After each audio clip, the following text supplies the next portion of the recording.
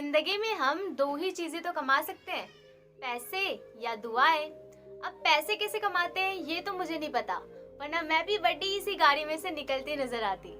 लेकिन दुआएं कैसे कमाते हैं ये मैं जरूर शेयर कर सकती हूँ। और वैसे भी कहते हैं ना, आपने अपनी लाइफ में कितने भी पैसे कमाए, लेकिन अगर आपने दुआएं नहीं कमाई तो आपके पैसों में बरकत नहीं होगी। लेकिन अगर आपने दुआएं कमाए तो पैसे भी कहीं ना कहीं से आ ही जाते हैं। तो आज के वीडियो में मैं आपको बताऊंगी कि दुआएं कैसे कमाई जाती हैं। अब पैसों के लिए अगर आप ये वीडियो देख रहे हो कि हम पैसों से कैसे अमीर हो सकते हैं, तो शायद ये वीडियो आपके लिए नहीं है। लेकिन अगर आप ये जानना चाहते हो कि दुआएं कैसे कमाते हैं, और आपको पता है कि अगर दुआएं कमा ली तो पैसे बहुत बड़ी चीज नहीं है, पैसे तो आने ही है और पैसे तो कमाने ही है। पैसे किस लिए चाहते हैं हम? पैसे हम कमाना इसलिए चाहते हैं ताकि हम एक अच्छी लाइफ जी सके, जो हम चाहते हैं वो कर सके, खुश रह सके, अपनी फैमिली को खुश रख सके। लेकिन अगर आपने दुआएं कमा ली ना तो पैसे अपने आप ही आ जाएंगे, और वो जो पैसे आएंगे ना उसमें बरकत भी बहुत ज़्यादा होगी। सबसे ज़्यादा दुआएं देते भी वही हैं और सबसे ज़्यादा दुआएं लगती भी उन्हीं की है।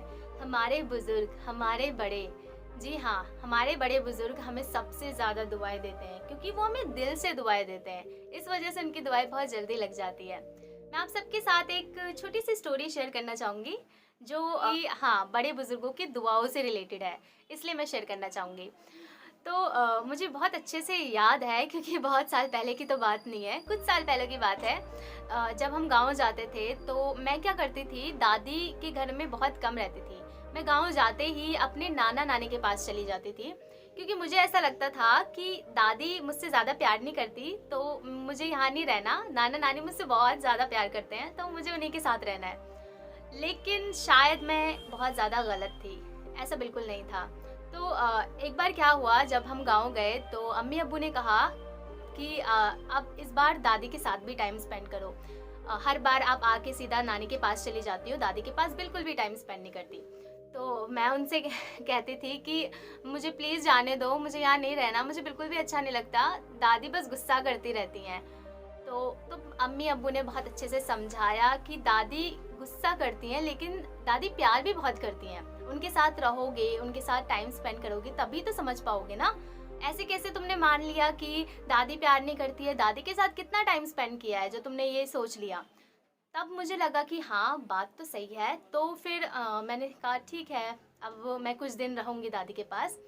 तो हम 1 मंथ के लिए जाते थे ना, तो अब्बू ने कहा कि 15 डेज़ दादी के साथ रहो, दादी के पास रहो, और 15 डेज़ नाना नानी के। तो पहले तो मुझे बहुत ही ज़्यादा ही बुरा लगा कि ऐसा क्यों कह दिया, मुझे नाना नानी के पास जाना था, मैं 15 डेज़ यहाँ क्यों नहीं बिता सकती। फिर भी मैंने सोचा चलो अब्बू ने कहा है तो मैं मना नहीं कर सकती थी। तो एक बार अम्मी ने कहा कि जाओ दादी को मालिश करके दो, जाओ तेल लेके। मैंने कहा दादी को मालिश मैं नहीं जा रही। तो अम्मी ने डांटा, क्यों? मैंने कहा दादी गुस्सा करती हैं, उनके पास जाओ, वो पहले सुनाएंगी। तो अम्मी ने कहा नहीं, जाओ चुपचाप। तो फिर मैं गई दादी के पास, तो ऐसा कुछ नहीं हुआ, दादी ने गुस्सा नहीं किया, मैंने उनकी मालिश करके दी। तो दादी ने मुझसे कहा कि मेरे साथ ही आज सो जाओ। तो मैंने कहा ठीक है, आज आपके साथ सो जाती हूँ। तो मैं दादी के साथ सो गई, मुझे डर भी लग रहा था, तो कंफर्टेबल फील नहीं हुआ फर्स्ट डे। ऐसे ही फिर दादी रोज़ कहने लगी, मैं रोज़ दादी को मालिश करने लगी, तो दादी कहने लगी मेरे साथ ही सो, जब तक हो मेरे साथ ही रहो। तो फिर मैंने कहा ठीक है। तो मैं दादी को थोड़ा बहुत मैं ऑब्ज़र्व करने लगी थी। तो दादी के साथ कुछ दिन स्पेंड करने के बाद मुझे रियलाइज़ हुआ कि मैं गलत थी। ऐसा नहीं था कि दादी मुझसे प्यार नहीं करती थी। वो कैसे हुआ कि जब मैं दादी के साथ सोने लगी, दादी के साथ सोना होता था, दादी के साथ खाना होता था। मुझे आज भी बहुत अच्छे से याद है, रात में जब हम खाना नहीं खाते थे तो दादी हम तीनों भाई बहनों को बिठा के अपने हाथ से दूध रोटी खिलाती थी। उनके दूध रोटी में बहुत ज़्यादा टेस्ट होता था, बहुत ज़्यादा टेस्टी लगता था उनके हाथ से खाने में, क्योंकि वो बहुत सारा मलाई मिला के फिर अपने हाथों से खिलाती थी। तो उनके हाथों का खाना पहले भी वो खिलाना चाहती थी, लेकिन पहले मैं ही उनके साथ नहीं बैठती थी, उनसे डरती थी बस। तो जब दादी के साथ रहने लगी तो दादी हम तीनों भाई बहनों को बिठा के खिलाती थी रात में, और दादी के साथ ही नहाना होता था। तो फिर पता चला दादी मजाक भी करती हैं। तो इस तरह से हमारी जो बॉन्डिंग थी वो काफ़ी अच्छी हो गई थी दादी और पोती की। तो बहुत अच्छा लगने लगा। दादी को मैं बहुत अच्छे से ऑब्ज़र्व करती थी। मेरी दादी रात में उठ के भी नमाज़ें पढ़ती थी, तहज्जुद की नमाज़ें, सुबह फ़जर की नमाज़ पढ़ती थी। तब भी मैं क्या करती थी, मैं बड़ी गौर से सुनती थी, क्योंकि दादी ना थोड़ी आवाज़ में नमाज़ पढ़ती थी कि थोड़ी बहुत आवाज़ें आती थी कि हम सुन सकें। तो जब दादी दुआएँ माँगती थी ना, दादी बहुत लंबी-लंबी दुआएँ माँगती थी, तो मैं बड़े गौर से सुनती थी कि दादी मेरे लिए क्या माँगती हैं। तो दादी सबके लिए दुआ माँगती थी, सबके लिए, हम सबके अच्छे फ्यूचर के लिए, सब हर चीज़ के लिए दुआएँ करती थी दादी।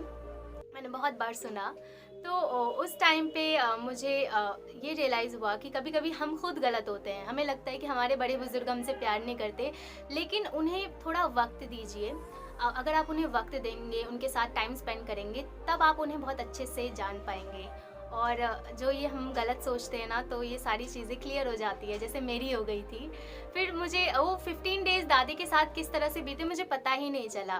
फिर नाना-नानी के पास गई और उनके साथ तो भई मैं स्टार्टिंग से रही हूँ, तो काफ़ी ज़्यादा कंफर्टेबल रहती थी वहाँ नाना-नानी के पास।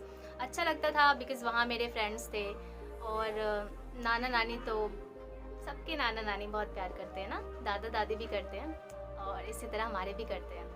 तो ये थी स्टोरी जिसमें मुझे रियलाइज़ हुआ कि अगर हम अपने बड़े बुज़ुर्गों को खुश रखें, उनकी खिदमत करें, तो वो हमें बहुत सारी दुआएँ देते हैं, बहुत सारी, जो कि प्राइसलेस होती हैं। और उनकी दुआएँ ना हमें बहुत जल्दी लग जाती है। हम जो चीज़ सोचते भी नहीं है ना, वो उनकी दुआओं से हो जाता है। मैंने खुद देखा है मैजिक होते हुए। और बड़े बुज़ुर्गों की जो दुआएँ होती हैं ना, असल में वही हमारी ज़िंदगी की कमाई भी होती है। वीडियो बहुत ज़्यादा लंबी ना हो, इस वजह से मैं इस वीडियो को कुछ पार्ट्स में डिवाइड कर रही हूँ।